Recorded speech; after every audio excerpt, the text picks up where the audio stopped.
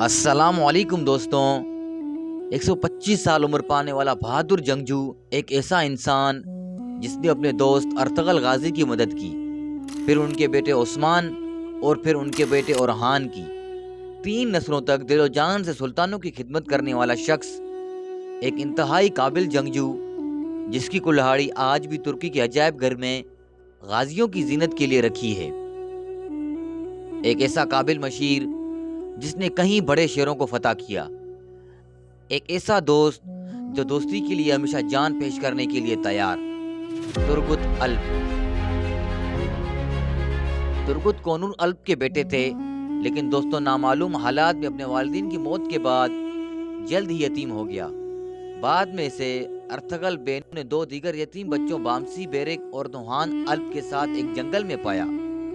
اسے کائی قبیلے میں لایا گیا اور وہ سلیمان شاہ اور ہیما خاتون کے لیے بیٹے کے طور پر پلا بڑھا اور بامسی اور دوحان کی خونی بھائی بن گئے۔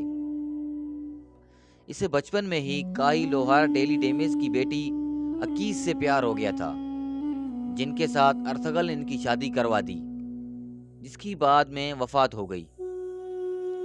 ترگت کو کائی کے ایک بہادر جنگجو کے طور پر دکھایا گیا ہے، جو اپنے بیگ کے لیے کچھ بھی کرنے کو تیار ہے، جو سخت ترین وقت میں زندہ رہتا ہے۔ ایک خوفناک کلہاڑی چلانے والا جنگجو، ترگت کائی قبیلے کے لیے سب سے زیادہ ہنرمند الپس میں سے ایک ہے۔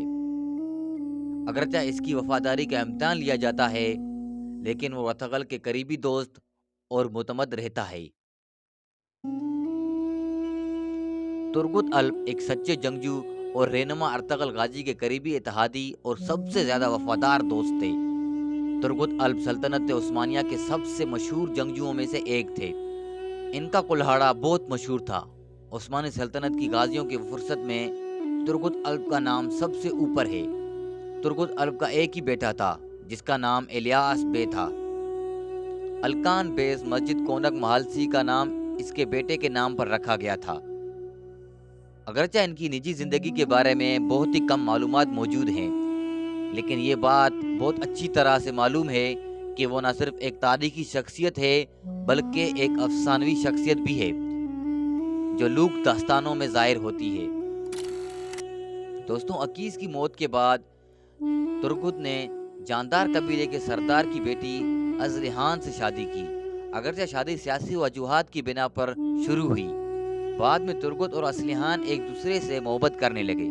7ویں دن کوپک ایک غدار سیلجوق ازلحان کے ساتھ محبت کرتا ہے، جس کی وجہ سے کوپیک نے ان دونوں کو اپنی شادی کی رات حسد کی وجہ سے زہر دے دیا۔ حالانکہ دونوں کا علاج ارتک بے سے ہوا۔ بعد میں سلطان کی موت کے بعد کوپیک کے ارادے واضح ہونے کے بعد ازلحان نے اس سے قتل کرنے کی کوشش کی، لیکن ناکام ہو جاتا ہے اور ازلحان اس کے بجائے اس کے ہاتھوں مارا جاتا ہے، جس نے کوپیک کے خلاف بدلہ لینے کی قسم کھائی۔ دوستوں، بعد ازاں ارطغرل کوپیک کا سر قلم کرنے کے بعد ازلحان کا بدلہ لینے اور واپس آنے والے نویان کو شکست دینے کے بعد کائی سوخت چلا گیا۔ دوستوں، اس کے علاوہ ترگت کی جنگجو منصوبے اور اقدامات پہلے عثمانی تاریخ میں اور کچھ بازنطینی ذرائع میں بھی درج ذیل ہیں۔ ارطغرل کے انتقال کے بعد ترگت الپ نے عثمانی غازی سلطنت عثمانیہ کے بانی کے نام سے اپنی حمایت جاری رکھی۔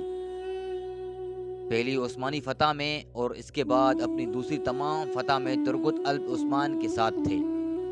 عثمان اول کے دور 1999 میں ابتدائی عثمانی فتوحات کے دوران ترگت الپ کو انجیلا کوما موجودہ انگول بھیجا گیا اور اس نے اس علاقے کو فتح کر لیا۔ کچھ دیہاتوں پر مشتمل یہ علاقہ عثمان اول نے اسے دیا تھا اور اس کا علاقہ ترگت الی صوبہ ترگت کہلاتا تھا، جہاں انہوں نے 36 سال تک امن و خوشحالی کے ساتھ حکومت کی۔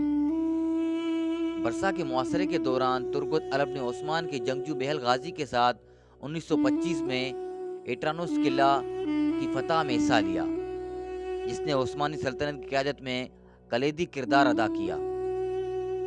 دوستوں، اگر آپ بادشاہ بنتے ہیں تو آپ دعا کریں کہ آپ کو ترگت جیسا مشیر ملے۔ دوستوں، ترگت ایک انتہائی قابل اعتماد مشیر تھے۔ عثمان کی موت کے بعد ترگت الپ نے اس کے بیٹے اورحان غازی کی بھی حمایت کی۔